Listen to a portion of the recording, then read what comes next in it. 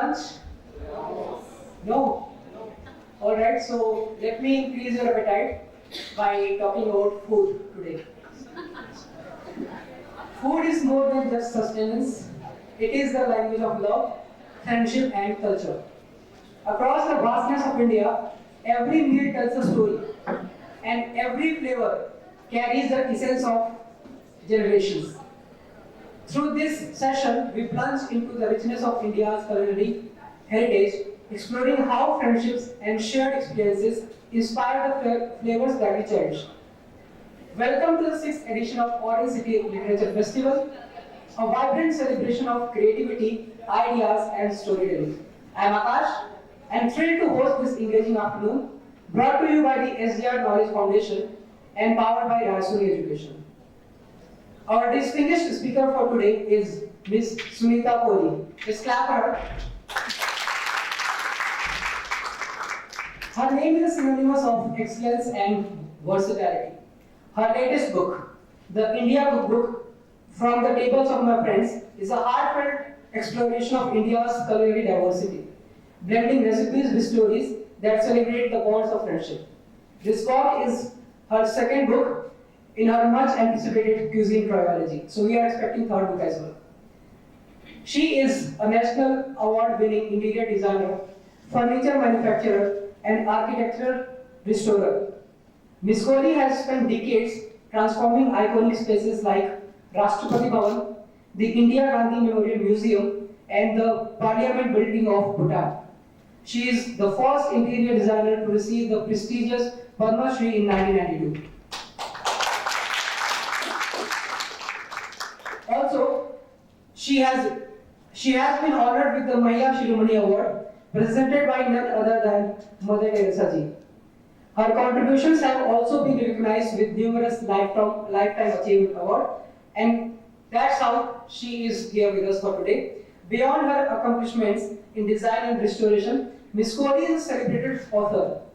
Her culinary masterpiece, the Lucknow Cookbook, which is co-authored with her mother, Mrs. Chand Soor, has become a modern classic, capturing the heart of Awadhi cuisine. Guiding today's session is the brilliant Dr. Atya Kapley. Let's give a big hand for her. Dr. Kapley is a scientist with over 30 years of experience and a champion for taking science to society. Dr. Kapley has led flagship projects addressing critical environmental issues, including developing bioremedy solutions for polluted sites and creating the first ever microbial map of the Holy Ganga River. She has spearheaded international collaborations with countries like Finland, Estonia, and Portugal, and has continued to work with experts across the globe. Beyond her scientific contributions, she serves as Vice President of OWSD, which is a UNESCO initiative empowering women in science and actively works to bridge the gap between scientific research and societal impact. This clap for us once again. With such incredible expertise on stage, we are in for a truly enriching journey today. Let's descend in this flavorful session and look into the heart of India, India's culinary heritage. Over to you guys. Thank you so much. To bring this session into order. This is something she has carried from Delhi, so I thought we should use it. So thank you so much for the lovely introduction. And first of all, a very big thank you to the organizers. They've given me an opportunity to, share the stage, so to say, with such an eminent personality. Not only her, achievements, but as a person, she's so vibrant. And I just met her just now, and I'm totally mesmerized. So Sunita Kohli, as you all heard, is the recipient of the Padma Shri, a very high honor in our country. And this was for architectural restoration, and she has done a lot of work in design. And I'm very curious that how she shifted from such a diverse field architectural, designing and rejuvenation into the cookbook series. She already has other books before the one that we are talking about today. It's the Lucknow cookbook and now the India cookbook. So, like he said, it's a part of a trilogy. We're looking forward to the third one. But over to you. How did you make this shift? What inspired you? Well, firstly, thank you so much for the very, very generous words from both of you. It's very heartwarming to hear everything. Well, the transition, I really feel that people are not single silos of being able to do one thing. People have many interests, and so too in our family. Our family is basically a family of readers, and apart from reading everything else, although I quote the literary heroine of my youth, Susan Sontag, the great essayist. And I always say that my library is an archive of longing because it is so full of books, and there are many, I'm sure, that in this lifetime I will be unable to read. But this journey started because not only we are a family that reads, we read atlases, we read cookbooks. My mother is a great cook. So one grew up in the mahal of cooking being a very important part of day-to-day life. And bas chalte, one learned how to cook, and from my mother, from my grandmother. And then my mother is also a legendary cookbook author. She wrote her first book called Continental Cuisine for the Indian palate. She brought this out in the late 80s, and with this long title which she kept herself, she dealt with her publishers Roli herself, and it means annual meal food. Because, the lazy khana that we all started in Lucknow to eat mainly for dinner. Then she was in talks for her next book, and which had about 345 recipes with Bloomsbury. And in the midst of it all, the commissioning editor died, and I wanted her book to be prioritized. So I told my own publishers who published both these books, that's Aleph Book Company, and I was and still am working on a book on World Heritage Sites in India. So that's a big book. So I asked David Devidar, I told him, I said, my mother has this book, do you think you could consider, recommending me to another publisher for this book? He said, oh Sunita, we don't do cookbooks. So I said, fine, I'm not even asking you to publish this. And but he said, give me 2 days and I'll get back to you. So he said, well, he rang me up after 2 days and then told me that we are willing to publish this book. This is now we're talking about the Lucknow cookbook. And if you write a 10,000 word essay, and we don't want to use 345 recipes, only 150. So I thought, how easy is this? After all, I'm so illiterate, because that's the subject I studied before I became a designer, and I will just have to abstract those recipes. But it was the most difficult 12 weeks of my life. I worked 12 hours a day. Writing is not easy, and dealing with my mother who wanted to change every recipe all over again. So that's how this book came about. Yeah, great, good to know. I'm told that this Lucknow cookbook is now in its 10th edition. So it's that popular. And the India cookbook, which I have had the opportunity to go through, there's a lot of stories before you start with your recipes. And so my question here is that how do you balance, the technical and the storytelling thing that makes your book so popular? I think much of it comes naturally. This book, if any of you have had the chance of seeing it, it's called the India Cookbook from the tables of my friends. So I'm fortunate in my friends in that, work has taken me to north, south, east, west of India. I also like traveling in India, as I said, mentioned earlier. I'm also writing a book on World Heritage Sites in India, and each site, I think barring Dholavira and the Ramappa temple, I have visited at least 7 or 8 times each. And this has been since childhood. So one obviously makes friends all around the country, and people are very generous. Indians are very hospitable, and they'll say, "Aap khane pe aaye," or come and have a meal and things. And so this book is. So I wrote to my friends, and firstly I didn't know I had so many friends, as I was telling you, and they all responded and sent recipes, but sent recipes that they had grown up with, that belonged to their families, and it carried also their collective family memories. And so this book is a result of all of that. Okay. I wanted to touch about this globalization of food.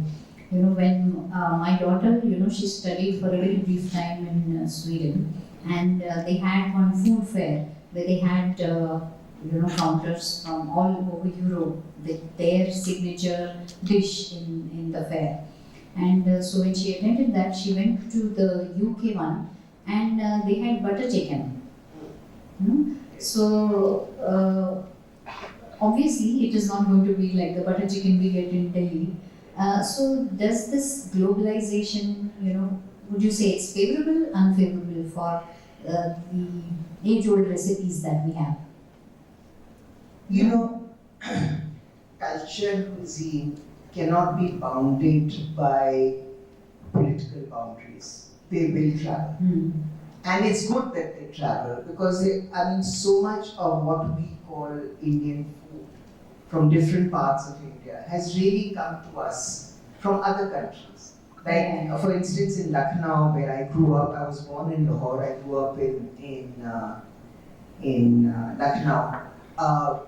हम लोग टमाटर नहीं डालते किसी चीज में, because tomato is a very new addition, and neither do we, like in Delhi, call Ilawad ki kebab galoti kebab, so it sends everybody up. Everyone says galoti kebab. So food travels, like a very interesting and a very delicious recipe that we have in Lucknow, that we have in the winter, is garam dahi ka shorba, which is a hot yogurt soup. And I always thought it was an invention of the Abadi pot, and this is a delicious soup. But lo and behold, when I first went to Turkey, I found that they have yogurt soup, yogurt soup actually originated there, but traveled down the Silk routes, and came in probably to Delhi first, and then to Lucknow. But also Mughlai Khana is very different to Awadhi food. So there are serious differences. Like Hyderabadi food is very different to either Mughlai Khana or to Lucknowi cuisine. Yeah, thank you. See, India is such a diverse country. We not only geographical differences, our flora, fauna is different, ethnicity, culture, food is very different. So I saw in this the India cookbook that you have recipes from all over. So do you consider that this book is like preserving the heritage of our Indian cooking? Would you say that? Well, I didn't set out to write this book, frankly, to preserve cuisine heritage, as much as to really record the excellence of the food that one has had the joy of eating in the homes of my friends. And neither is this book a panoramic view of all India food. But yes, there are sections north, south, east, west, central India, northwest India, and I've also got the last chapter is on subcontinental India. Because as I said, you cannot draw a political line and say, aap is taraf or is taraf. It's like if, I don't know how many of you are students of history here or architecture or archaeology. For instance, if you're studying Mughal architecture, you not only have to study architecture that is in Agra and in Delhi, but also in Lahore, because that's a continuation of the story. And similarly is the case with Buddhism. You cannot study Buddhist architecture by just going to Bodh Gaya and Sarnath unless you also go to Taxila and the other Buddhist sites, and to Sri Lanka, to Anuradhapuram.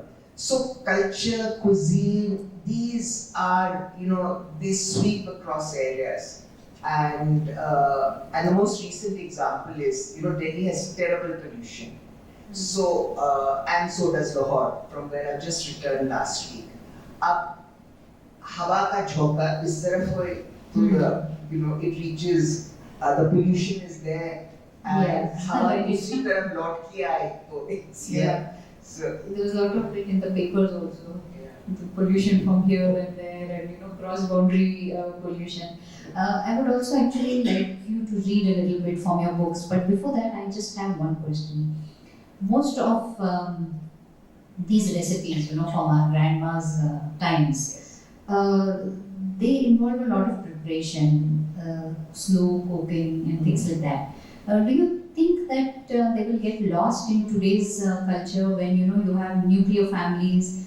You don't have so much time to invest in cooking, taking so much time to cook. This, what should I say, the fast food kind of generation. Do you think we are the threat of losing out on all these recipes and this style of cooking, is it real or?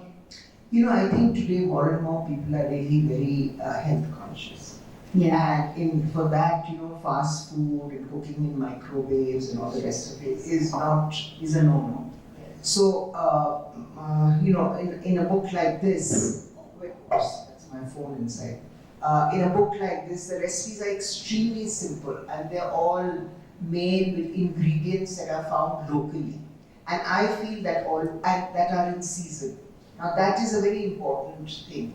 And as people are becoming more and more health conscious, so are they conscious of this. And in fact, the world is seeing a lot of artisanal food being cooked. And the world is also seeing a slow way of cooking. This is also in Europe, there's a big comeback to this. And I think in most of our homes, there'll always be one person in that home who will have a memory of slow cooking, slow food, and who relish that. And slowly, these are the tastes that a family gathers. Right. There are a lot of stories in your book, so maybe I could ask you if you would like to just read a little bit for us. What I'll do is I'll read a little bit, because these books are almost like a continuation one. I'll read a little bit from a note about the book, which is about the Lucknow cookbook, and a bit about from the introduction of the India cookbook. So if I may, in a note about the book, Lucknow was and still is a city known for its composite culture, its Ganga Jamuni Tehzeeb. The quintessence of this culture was an amalgamation of the finest of Hindu and Muslim thoughts and their mutual acceptance. This composite culture of plurality and complexity was also reflected in the easy acceptance of the varied cuisines of the various communities that resided in Lucknow. And to tell you about myself, I'm a Hindu. The elite of Lucknow has always been Muslim, and I grew up in a Roman Catholic convent. And this Catholic and secular way of growing up is, I think, what has always informed my design and also, I think, my writing. And then I go on to say that David Lowenthal, the American historian renowned for his work on heritage and spatial concepts of the past and the future, had famously pronounced that the past is a foreign country, close quote. This cookbook, although palpable with nostalgia, selectively recaptures events and objects from the past that are a part of the intangible heritage of food and familial memories of gentler times. These are collective memories and conserve a sense of continuity, of belonging and of being rooted. I believe food engenders social and family harmony. It anchors us and connects us to the past, grounds us in the present, and gives us a sense of identity and belonging. Our personal histories define us, and I have chosen to define this partly through Lucknow's food traditions. The preparation of food is learnt by observation. It is a process of osmosis. In our family, all 4 generations are reasonably good cook. This book documents the recipes that we have learned from our mother and from our many friends in Lucknow. And one can certainly cook from this book, but one can also read through the recipes to get a glimpse of Lucknowi culture and of the lives behind these recipes. This is a book for cooks and for armchair cooks, because for people who really love food, it is a lens through which to view this particular world. So this is really what set me off on the Lucknow cookbook. And as far as the India cookbook is concerned, from the tables of my friends, I had written that cuisine, from the introduction, cuisine is an integral part of our intangible cultural heritage. This book is a personal culinary journey that celebrates the friendships and goodwill of well-wishers across India. Compiled here is a repository of recipes that are associated with warm memories. Many recipes from the homes of these friends and family members have been handed down through generations, but they invite further culinary inventiveness. And such is the magic of cuisine. And then, of course, it carries on, and I have also said that food in India is a religion, an identity, a cultural and social signifier beyond the pale of our quest for unity in diversity. The often used phrase fasting and feasting routinely surfaces as a popular ordering principle for a vast and seemingly disparate panoply of taste preferences and food choices. Most communal fasts of all major religions in India are followed by a festive feast. Dietary taboos have defined different religions, and food has played an important part in it. So, Dr. Hello? Right. Thank you so much. Can you, tell us some anecdote, something that your friends, you said a lot of your friends, contributed recipes into this book. So something that takes you back to, your childhood memories, anything like that. You said you were from Lahore. And, I was born in Lahore yeah. when partition happened, and then my parents moved to... So you have any story to share of something that connects you from the Indian cookbook to your roots, say? Well, when I asked a few of my friends in Lahore to contribute, one of them, who's a great cultural icon in Lahore, Musi Jameel, her recipes at the back, and I thought I should mention this because she contributed something called Narangi Palau, which I have tried, and we are in the city of oranges. Yeah. So I thought I must mention that. Okay. And it's a wonderful, because the rice, and either you make it with chicken or you make it with meat, everything is cooked in orange juice. And then, of course, You should try this. yeah. And then at the end, when everything is cooked, what she does and what I did is you caramelize the orange rinds and you place it on top with saffron. So the scent of it is so delicious. Anybody who's non-vegetarian, I urge you to try this. Yeah, I will for sure. And the second thing is, I remember when this Lucknow Cookbook had its launch in Bombay. It was done by Javed Akhtar, and as most of you must have heard Javed. Yeah. He's of course he's a public intellectual. He has a brilliant mind, but he also has a great sense of humor about everything that he says.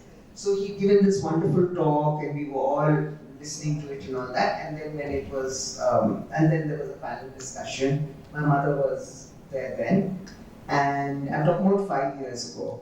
And then he got asked a question from and he's from Lucknow, Javed Akhtar. Okay. So it was a wonderful talk, and he spoke about language and eating and food habits. Like for instance, in Lucknow, however good a cook you are, but upper middle class woman, of course, will never make rotis in the house herself.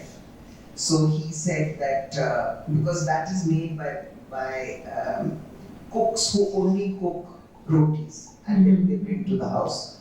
So he said he remembered his puppy or somebody wanting to slightly insult the new person who had come in to show she didn't belong to the same class as they did. So he said, "Suna hai Rasila, tumko roti banani bhi aati hai." You know? So that. But in any case, he got asked this question. So what is the difference between a Lucknowi biryani and a Hyderabadi biryani? And I have to mention that Shabana was a very old friend of mine before they got married, and her recipe is also in the India Cookbook, a Hyderabadi biryani. So he said, "What is the difference?" So he said, बहुत आसान सवाल है, कुछ खास नहीं. He said, आप लखनऊ की बिरयानी बनाएं, उसको 2 दिन बासा होने दीजिए. You understand? बासा है, let it get stale, and फिर वो हैदराबादी बिरयानी बन जाती है. I'm Hyderabadi, you can't say that. I know. So I told him, आपकी ये जुर्रत है आपकी कहने की, because Shabana is not here. You know, so. Okay, I hope you're not running out of time, but I just have one question before we can take questions from the audience, and that is, what would you like the take-home message to be to our audience today, other than all these wonderful recipes that we have in your book? What is it that you would like them to carry back with them? Oh, that's a very difficult one, because I am one of those people, I never presume to give advice to anybody, you know.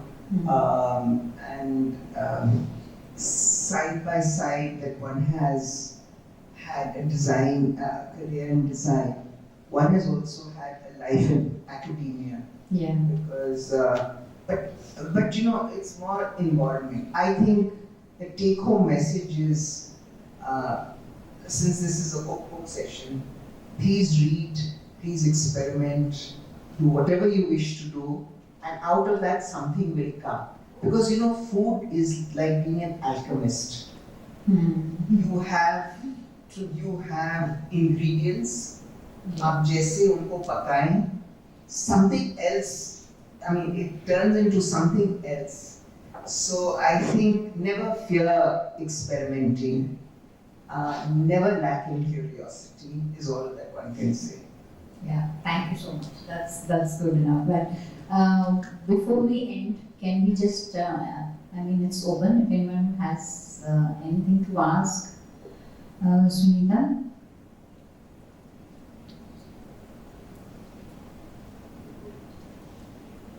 So I think it's very difficult to ask after listening to you. So I think we are time up. She's waiting to us from there. So thank you so much, Sunita. It was such a pleasure to listen to you, and also thank you for the gift of the book. I'm going to go and try it, of course. And this Narangi thing, of course, I'm going to do. And also, even though it was 1992 when you got your Padma Shri, once more hearty congratulations. That's an honor that I don't think anyone here. I don't know anyone with that. So really happy to be a moderator for you. Thank you so much. And let me tell you, I want to thank you personally. I've so enjoyed being in conversation with you, and I've so enjoyed this young audience and the others. And it's a pity I can't see more of Nagpur in the one day. I would really have liked to, but for breakfast, I insisted that I had to have fresh orange juice. Thank you so much, everybody.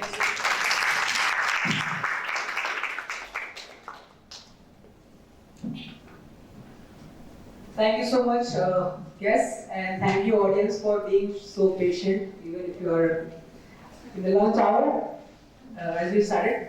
And I'm sure that in today's conversation, you must have known more about food, that food is not only just to fill the appetite, but yeah, it carries a lot of stories with us, right? So with this note, we'll close this session for today, and we'll meet you in the next session, that is maybe next year. Thank you so much. She's also in the session now as a panelist, Okay. and I think we have Vishnu Manohar ji also on the panel. It's right in the lawns. So after this, I think she's going directly there. Sport. Yeah. Maybe could you mention the topic of the session? I'm not so sure. It's a panel discussion. Okay. Yeah. Thank you so much. Thank you.